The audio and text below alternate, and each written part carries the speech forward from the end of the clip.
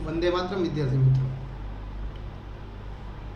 આજે આપણે chapter number 15 ની અંદર કામ કરવાના છીએ, બરાબર. અને ઘણું ખરું ભણી ચૂક્યા છીએ અને નવા ટોપિક આપણે લઈએ, બરાબર.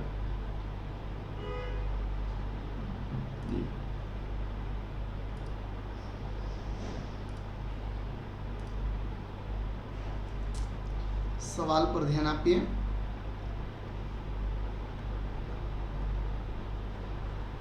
ચેપ્ટર નંબર 15 તરંગો. ગઈકાલે આપણે ઘણું બધું ભણ્યા. હવે એમાં એક નવો સવાલ છે આપણા માટે, જે પણ તમે ખાસ ધ્યાન રાખીને જોજો. એક ઘન પદાર્થ છે. આ જે ઘન પદાર્થ આપણો સવાલ છે, બરાબર. આ સવાલ ઘન પદાર્થોમાં લંબગત અને સંગત તરંગોનું પ્રસરણ થાય છે, જ્યારે હવામાં સંગત તરંગોનું પ્રસરણ થતું નથી. જો ચોખ્ખું કીધું છે હવામાં, જ્યારે અહીંયા ઘન પદાર્થ એટલે બે માધ્યમની વાત થઈ ગઈ. તો આપણે જાણીએ છીએ એ પ્રમાણે થોડું ઘણું લખવાનું છે અને મુદ્દા સરળ છે. પહેલો મુદ્દો થશે તમારો, યાંત્રિક તરંગોનું પ્રસરવા માટે માધ્યમની જરૂર પડે. એટલે આ મેઇન પોઈન્ટ, કારણ કે એ માધ્યમ કેવું હોય, સ્થિતિસ્થાપકતાના ગુણધર્મ સાથે સંબંધ ધરાવે. એના આધારે આપણે બે પ્રકાર પડ્યા, લંબગત અને સંગત તરંગો.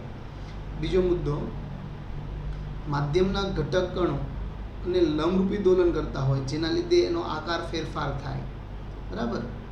અને એટલે કે મધ્યમાંનો દરેક ખંડનો આકાર પ્રતિબળ અનુભવે છે. પ્રતિબળ વિકૃતિ આપણે ભણી ચૂક્યા છીએ. ઘન પદાર્થ અને દોરીને આકાર સ્થિતિસ્થાપકતા અંક પણ છે, એટલે થીટાવાળું યાદ હોય તો, દોરી અને ઘન પદાર્થ આ બંનેની સ્થિતિસ્થાપકતા અંક પણ છે. તમે માનો છો ને આ વાતને, બરાબર. એટલા માટે તેની અંદર આકાર પ્રતિબળ સહન કરી શકે છે.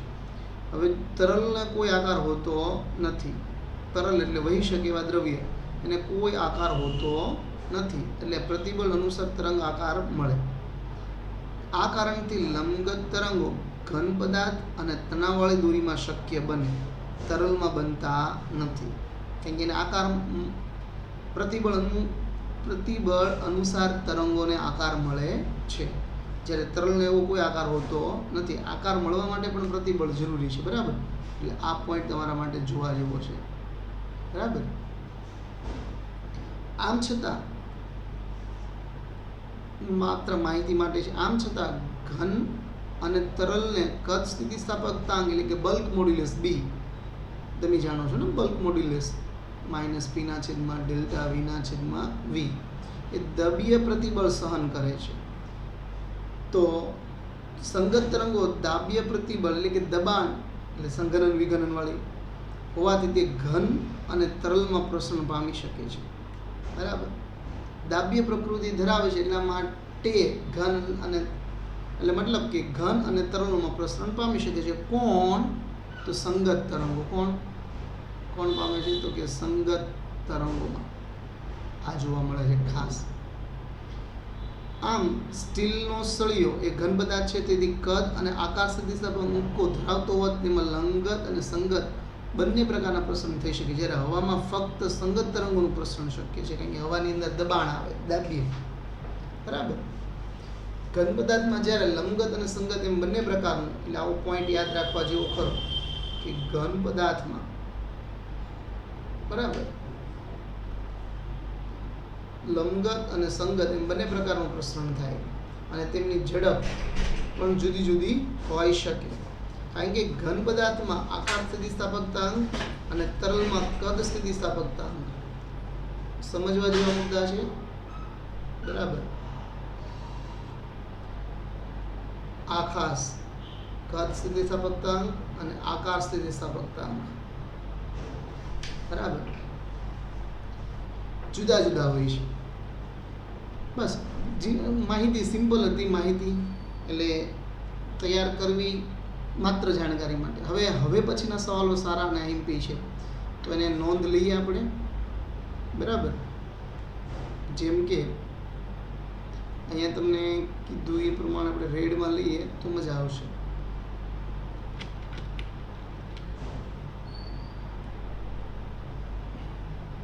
સવાલ છે આપણો,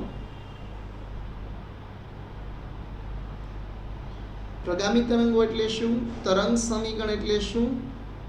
સમજવા જેવી વાત છે. પ્રગામી તરંગો એટલે શું? તરંગ સમીકરણ એટલે શું? પ્રગામી તરંગનું સ્થાનાંતરનું સમીકરણ લખી આલેખો દોરી સમજાવવાનું છે. સરસ. પ્રગામી તરંગો એટલે ઇન શોર્ટ સતત ને સતત આગળ વધતા તરંગોને શું કહેવાય? પ્રગામી.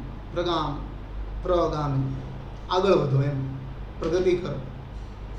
એટલે પહેલી વ્યાખ્યા આપણે લઈ. જે તરંગો માધ્યમના તરંગોને આગળની આગળ સતત ગતિ કરાવતા હોય એવા તરંગોને શું કહેવાય? પ્રગામી તરંગો.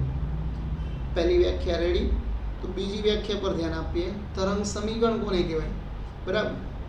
એટલે કે તરંગની અંદર જે ઘટનામાં ભાગ લેતા હોય એને સમય સાથે દર્શાવવામાં આવે ને એવા સમીકરણ તરંગ સમીકરણ કહેવાય. ઇન શોર્ટ એટલે કયા સમયે કણ ક્યાં છે એની માહિતી આપને આપતું હોય, એનો આકારની માહિતી આપતું હોય, એટલા માટે એને તરંગ સમીકરણ કહેવાય. હવે એની વ્યાખ્યા જોઈએ. તરંગ પ્રસરણની ઘટનામાં એટલે કે તરંગ આગળ વધતું હોય એમાં ભાગ લેતા કોઈ પણ કણનું કોઈ પણ સમયે એનું સ્થાન દર્શાવતા સમીકરણને, બરાબર, કણનું સમયે સ્થાન દર્શાવતા સમીકરણને તરંગ સમીકરણ કહે છે. પ્રગામી તરંગનું ગાણિતિક વર્ણન માટે આપણે સ્થાન x વિરુદ્ધ t બંને વિધેયની જરૂર પડે. સવાલ છે ને, સ્થાન અને સમય. આમ વિધેય દ્વારા દરેક ક્ષણનો આકાર દર્શાવી શકાય. શું મેળવી શકાય? જ્યારે તમે એનો આલેખ દોરો તો એની ગતિ, કયા કણ કયું કણ કયા બિંદુએ કયા સમયે છે એનો આકાર નક્કી કરી શકાય. એટલા માટે આપણે સાઇન કોસ લઈએ છીએ. આપેલા સ્થાનના માધ્યમના ઘટકની ગતિ પણ દર્શાવી શકાય. જોયું? તો આગળ વધીએ આપણે.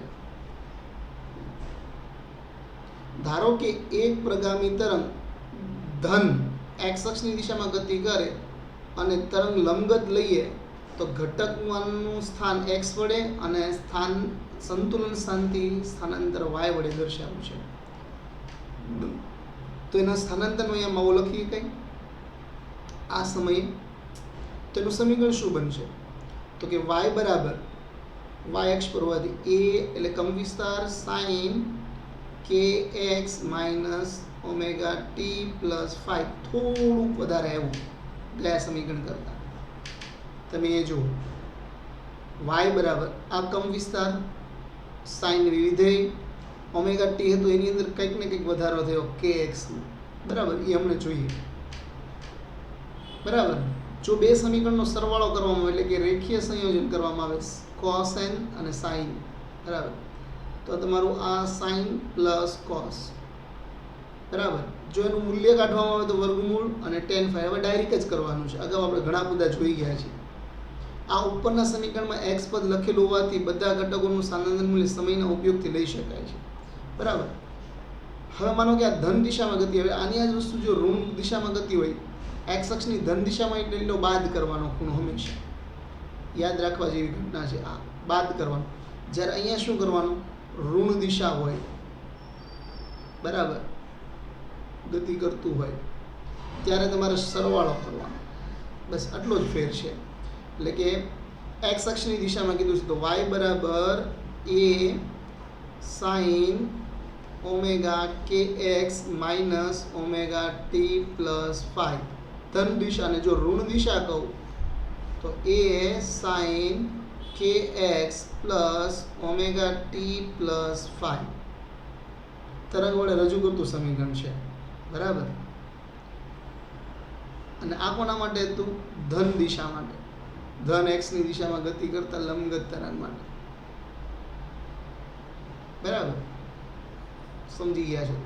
કોઈ પણ સમયે તરંગનો આકાર જેમ જેમ તરંગ આગળ વધે તેમ તેમ એનો આકારમાં ફેરફાર થાય, અર્થાત તરંગ એવી રીતે ગતિ કરે કે એના વિશે જાણી શકાય છે, બરાબર. તો સમીકરણમાં આવતા દરેક પદને આપણે વ્યાખ્યાયિત કરીએ તો કે સમીકરણમાં પહેલાં શું કીધું મેં કે ધન એક્સ અક્ષની દિશા હોય તો તમારા સૂત્રમાં શું થાય? બાદબાકી. કેટલું હતું કે પ્રારંભિક કળા જેટલી હોય એટલી બાદ કરી નાખો. જો તમે ઋણમાંથી કામ કરતા હો, ઋણ એક્સ અક્ષની દિશામાં, તો સરવાળો લેવાનો તમારે, એટલે કે વધારો બતાવે છે તરંગની અંદર. તો એમાં દરેક પદને શું કહેવાય? તો કે એ એટલે તરંગનો કંપ વિસ્તાર, ઓમેગા એટલે તરંગની કોણીય આવૃત્તિ, કે એટલે કોણીય તરંગની સંખ્યા, અને આ જે માઇનસ વાળું કે પ્લસ વાળું જે પદ છે એને કહેવાય એક્સ સ્થાન ટી સમયની કળા. બરાબર, શું કહેવાય? કળા. હવે જોઈએ પ્રગામી તરંગ એક્સ અક્ષની ધન દિશામાં લેવું એટલે અહીંથી ખબર પડી ગઈ. એક્સ અક્ષની ધન દિશામાં ગતિ કરે એવું એક હાર્મોનિક એટલે સાઇન કોસને અનુસરતું હોય એવી આકૃતિમાં તરંગ બતાવ્યું છે. અહીં જુઓ સાઇન કોસ. બરાબર,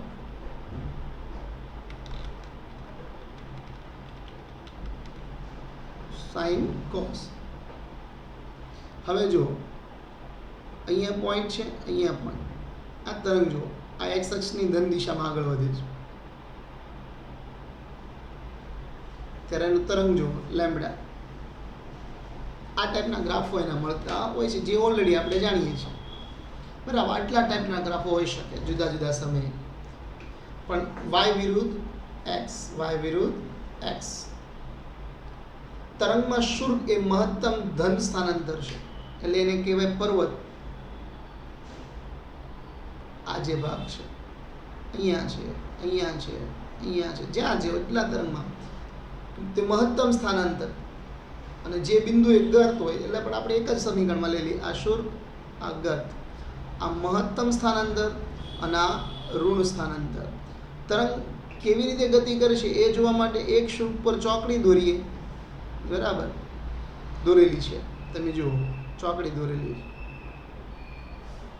અને કોઈ નિશ્ચિત સ્થાને ઉગમ બિંદુના ઘાટા ટપકા વડે દર્શાવીએ. જો આ ઘાટા ટપકા વડે બતાવ્યું. આવું પણ આપણે યાદ નથી રાખતા પણ કામ થઈ જશે. તો એનો મતલબ કે આલેખ દર્શાવે છે કે સમય સાથે ઘાટું ટપકું આવર્તિત રીતે ગતિ કરે છે. જો બરાબર, ઉપર નીચે થાય છે અને સમય સાથે સરખું દોલન કરે છે, સરખું આવર્તકાળ છે. તરંગ જેમ આગળ વધે તેમ ઉદ્ગમનો કણનું મધ્યમન સ્થાનની આજુબાજુમાં શું કરે છે? ઉપર નીચે દોલન કરે છે. પણ પોતાનું સ્થાન તો ત્યાં હોય. ઘણી વાર એ 0 આવે, પાછું મહત્તમ થાય, ઋણ થાય, ગર્ત અને શુલ્ક આગળ વધતું હોય છે. આ બાબત બીજા કોઈ સ્થાન માટે સાચી છે. ઘાટું ટપકું એક દોલન પૂર્ણ કરે તે દરમિયાન શુલ્ક પણ તરંગ લંબાઈ જેટલું અંતર કાપે છે. એટલે તમે જોઈ શકો છો આગળ તમને એક લેમ્બડા બતાવવામાં આવ્યો હતો. જો કે અહીંથી અહીંયા સુધીનું માપ એટલે એક તરંગ લંબાઈ થઈ ગઈ લેમ્બડા. એ આવૃત્તિમાં પણ જાય, એ આવર્તકાળમાં પણ જાય, તો તરંગ લંબાઈ જેટલું અંતર કાપે. બસ આ નાની માહિતી હતી. બીજો એક સવાલ લઈએ આપણે કે તરંગ માટે કંપ વિસ્તાર અને કળાની સમજૂતી આપો. બરાબર, 2 ગુણ માટે પૂછી શકે, 2-3 ગુણ માટે. તરંગ માટે કંપ વિસ્તાર અને કળાની સમજૂતી આપો. તો ઓલરેડી આપણે ખબર છે સૂત્રની અંદર કે આ જે છે ને કંપ વિસ્તાર છે એ તમારું એક તરફ હોય તો પ્લસ થાય અને બીજી તરફ હોય તો માઇનસ થાય. એટલે કે મહત્તમ અને ઋણ મહત્તમ. આ ધન મહત્તમ અને આ ઋણ મહત્તમ. બરાબર, એટલે એવું કહી શકાય કે કોઈ ઘટક તેના સંતુલન સ્થાનથી મહત્તમ એટલે કે તરંગ હોય આ સંતુલન સ્થિતિ છે. તો આ જે થઈ તો આ સંતુલન બિંદુ છે. આ એનું એક તરફ ઋણ અને અહીંનું સંતુલન બિંદુ આ તરફ જાય તો ધન. સ્થાનાંતરને તરંગનો કંપ વિસ્તાર કહેવાય. બરાબર, એ મધ્યમાન સ્થાનથી ઉપર તરફ ગયું હોય તો ધન, નીચે તરફ જાય તો ઋણ. બરાબર, અને એનો એસઆઈ એકમ થશે મીટર. બરાબર, એસઆઈ એકમ શું થાય? મીટર. પારિમાણિક સૂત્ર m0 L0 T0 m0 L1 T0. બરાબર, અને એ વડે કે સ્મોલ એ વડે બતાવી શકાય. અને કોણીય કોણાંક અથવા તરંગની કળા પણ કહેવાય, જેને થીટા વડે પણ દર્શાવાય. બરાબર, ટી બરાબર 0 સમયે કળાને પ્રારંભિક કળા અથવા મૂળ કળા પણ કહે. 0 છે એટલા માટે. એક્સ અક્ષ પર ટી બરાબર 0 સમયે કળા 0 હોય તો સ્થાનાંતરનું સમીકરણની અંદર ફાઈ 0 નીકળે. તો સમીકરણ જો કેટલો ચેન્જીસ થાય છે. ફાઈ નીકળી. જ્યારે આ સમીકરણમાં જુઓ. બરાબર, તો સિમ્પલ સવાલો છે બધા, માહિતી છે બેઝિક, જેટલું બને એટલી યાદ રાખજો. પછીનો સવાલ લઈએ એક પાછો.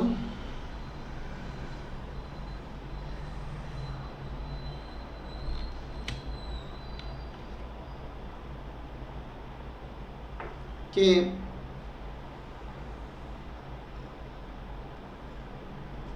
નવો સવાલ 2 ગુણ માટે 3 ગુણ માટે. તરંગ માટે તરંગ લંબાઈ અને તરંગ સંખ્યાને વ્યાખ્યા આપો અને સૂત્ર અને એકમ નક્કી કરો. તરંગ લંબાઈ, તરંગ તો ખબર જ છે. તરંગ માટે તરંગ લંબાઈ, તો તરંગ લંબાઈ તો ઓલરેડી ખબર છે. બે ક્રમિક બિંદુ વચ્ચે લઘુત્તમ અંતર ને તરંગ લંબાઈ કહેવાય. પણ એનો કળા તફાવત કેટલો હોય તમે આને પણ કહી શકો છો ને. આ તરંગ લંબાઈ. બીજો પછી એવી રીતે આમ ગર્ત બનાવવાનું શરૂ કરે. એટલે બે શુલ્ક વચ્ચેનું અંતર કે બે ગર્ત વચ્ચેનું અંતર, પણ કળા તફાવત કેટલો રહેશે ભાઈ? કળા તફાવત 2π ધરાવતા બે ક્રમિક બિંદુ વચ્ચે લઘુત્તમ અંતરને, ક્રમિક બિંદુ વચ્ચેના અંતરને શું કહેવાય? તરંગ લંબાઈ, લેમ્બડા. અથવા તો આવું પણ કહી શકાય, બે ક્રમિક કણોના દોલનની કળાનો તફાવત 2π રેડિયન હોય. ચોખ્ખી વાત છે ભાઈ, બે ક્રમિક દોલનની કળાનો તફાવત અને એમની વચ્ચેના અંતરને તરંગ લંબાઈ કહેવાય. અથવા હજી પણ તમે વ્યાખ્યા જોઈ શકો, ત્રણ વ્યાખ્યાઓ આપે છે. બે ક્રમિક ગર્ત અથવા બે ક્રમિક શુલ્ક વચ્ચેના અંતરને, પછી એક ગર્ત બી હોઈ શકે, ખાડો મતલબ શુલ્ક એટલે પહાડ, ટેકરો, બે વચ્ચેના અંતરને તરંગ લંબાઈ કહેવાય. જો તમે t બરાબર 0 સમય તો કળા તફાવત કેવો લે? phi. તો આપણું સમીકરણ શું આવશે? કે a sin kx માત્ર, બરાબર. આની અંદર જો 2π નો વધારો કરીએ તો y બરાબર a sin kx 2π n. આપણે એટલા આટા ફેર્યા તો એમાંથી કોમન કાઢી શકીએ અને આ ટાઈપનું એક સૂત્ર બનાવી શકીએ છીએ.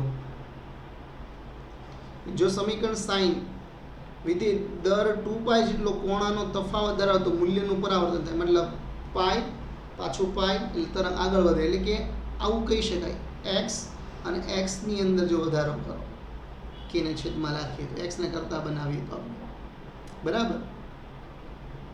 એટલે બરાબર 1 ની કિંમત મૂકતા જઈએ, આરામથી તમને જવાબો મળતા જશે. તો પહેલી વખત કેટલું છે? બે બિંદુ વચ્ચે x અને બીજી વખત x માં થયેલો વધારો.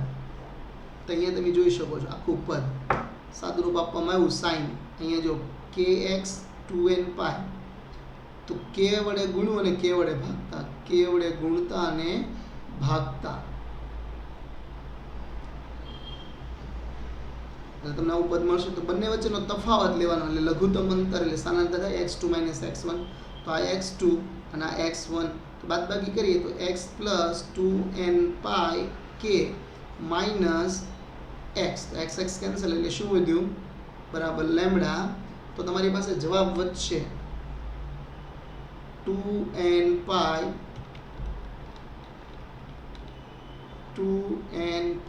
by k = lambda. બરાબર. જો n બરાબર કિંમત લેવામાં આવે 1 2 3, તો n બરાબર 1 લઉં તો અહીં શું થશે? તો કે 2π by k બરાબર લેમ્બડા. ચેન્જ કરો તો એટલે તમને આવું પદ મળશે, બરાબર. જેને તરંગ સદિશ પણ કહેવાય, k ને કરતા બનાવી દો. k કોણીય તરંગ સંખ્યા અથવા પ્રસરણાંક અથવા તો તરંગ સદિશ, બરાબર. જેનો એકમ છે રેડિયન પ્રતિ મીટર, મીટર પ્રતિ.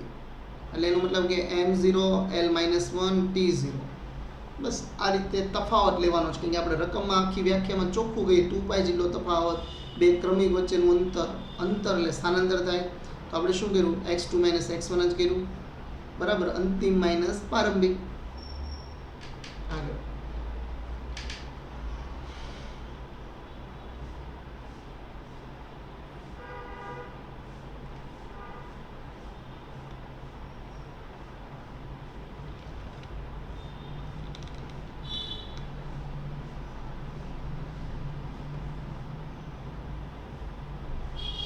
નવો સવાલ. આવર્તકાળ કોણીય આવૃત્તિ ખબર છે ને, ઓમેગા આવૃત્તિ, આવર્તકાળ ટી, નૈસ એકમનો વ્યાખ્યાયિત કરો. લગભગ બધી વસ્તુ આમાં ખબર છે, બરાબર. આવર્તકાળ કોને કહેવાય, કોણીય આવૃત્તિ કોને કહેવાય, બધી જ નાના સવાલ છે. એ પહેલાં આપણે જોઈ લઈએ કે એટલું તમે કરી શકો એમ છો તો જ આપણે આગળ વધીએ. એક સવાલ લઈ લઈએ. આવર્તકાળ કોને કહેવાય? એક દોલન પૂર્ણ કરવા માટે લાગતા સમયને યાદ હશે તમને. એક દોલન પૂર્ણ કરતા લાગતા સમયને તે તરંગના દોલનનો શું કહેવાય? આવર્તકાળ. બરાબર, ક્લિયર? તો y બરાબર, આવું લખવાની જરૂર નથી, y બરાબર a sin ઓમેગા t, ધન દિશા લીધી છે, જો માઇનસ આવ્યું. બરાબર. હવે માનો કે તમારી પાસે x 0 હોય નકળા તફાવત એ 0 હોય, એટલે આ 0 લઈએ અને x 0 લઈએ, એટલે માત્ર માઇનસ ઓમેગા ટી વધે, જે બતાવે છે કે ખંડ જ્યારે તેના તરંગ પરથી પસાર થાય ત્યારે તેનો કંપ વિસ્તાર આવર્તકાળ ટીના દોલન જેટલો છે. બરાબર, માઇનસ, તો માઇનસ ઓમેગા ટી માઇનસ એ સાઇન ઓમેગા ટી લખી શકાય. આ માઇનસ આગળ જતું રહ્યું, તો એનો મતલબ કે એ સાઇન ઓમેગા પ્લસ ટીની અંદર ટીનો વધારો. યાદ કરો, આગળના ચેપ્ટરમાં આપણે ટીનો વધારો લીધો એટલે 2π નું પુનરાવર્તન કરે છે, તો શું થયું? એ sine omega t plus omega t. Sine વિધેય 2π અંતરાલને પુનરાવર્તન પામતું હોવાથી આને શું કહી શકાય? 2π કહીએ કાંઈ કે ન કહીએ કાંઈ? 2π. બરાબર, તો 2π, તો એના બરાબર આપણે કરતા બનાવી તો omega t is equal to 2π નો વધારો, તો ટી ઇઝ ઇક્વલ ટુ શું લખી શકાય? તો કે 2π અપોન ઓમેગા. તો ઓમેગા જોતું હોય તો તમે ઓમેગાને કરતા બનાવો, એટલે 2π અપોન ટી. એટલે આ પદ દેખાશે તમને. સાઇન વિધેય 2π અંતરાલનું પુનરાવર્તન પામતું હોવાથી, જોયું પુનરાવર્તન એટલે 2π નો વધારો જ કરે, આગળ વધતું હોય. ગર્ત, શુર, ગર્ત. તો પછી કોણીય આવૃત્તિ કોને કહેવાય? કોણીય આવૃત્તિ એટલે ઓમેગા. તો તરંગના માધ્યમનો કણ કોણીય આવૃત્તિ, જો ચોખ્ખું કહું, તરંગમાં માધ્યમના કણો દોલનની કોણીય આવૃત્તિ તરંગની કોણીય આવૃત્તિ કહેવાય. એટલે કે omega is equal two 2πf, આવૃત્તિના 2π ગણાને, જેનો એકમ રેડિયન પ્રતિ સેકન્ડ છે. પારિમાણિક સૂત્ર તમને ખબર છે બધામાં. અને આવૃત્તિ કોને કહેવાય? 3 વસ્તુ આપણે વ્યાખ્યાયિત કરતા હતા, આવર્તકાળની બધું. તરંગ પ્રસરણમાં કોઈ સ્થાન પાસે 1 સેકન્ડમાં પસાર થતા તરંગોની સંખ્યાને તરંગ આવૃત્તિ કહેવાય છે. તરંગ આવૃત્તિ, ખાલી આવૃત્તિ નથી કહેતો. તરંગોની સંખ્યાને 1 સેકન્ડમાંથી પસાર થતા હોય, આની સંજ્ઞા છે ન્યુ અથવા એફ વડે બતાવી શકાય. ક્યારેક આવૃત્તિને ઈટા વડે પણ બતાવવામાં આવે છે. 1 સેકન્ડમાં તરંગ સમયમાં એફ તરંગો મળે, એટલે કે આપણે ખબર છે ટી ચલે છે એફ ચલે છે 1/t. તો ટીની કિંમત અહીંયા રહી 2π, એટલે આપણે મૂકીએ એટલે શું થાય? Omega upon 2π. તો આ પણ લખી શકાય 2π. બરાબર, એટલે અહીંયા તમે જુઓ એનું એકમ હર્ટ્ઝ પણ છે, પ્રતિ સેકન્ડ પણ છે, પારિમાણિક સૂત્રમાં ખબર છે. બરાબર, અહીંથી આપણે નવો સવાલ કાલે લેશું. બરાબર વિદ્યાર્થી મિત્રો, તો ઘણી બધી માહિતી મળી છે, બધી બેઝિક માહિતી છે, તમે બુકમાં લખીને તૈયાર કરો અને સતત આગળ વધો અને મા બાપ, શિક્ષકો અને સ્કૂલનું નામ રોશન કરો, એવી અભ્યાસ સાથે આપણે હસ્તુ કરીએ છીએ. Thank you. વંદે માતરમ. જય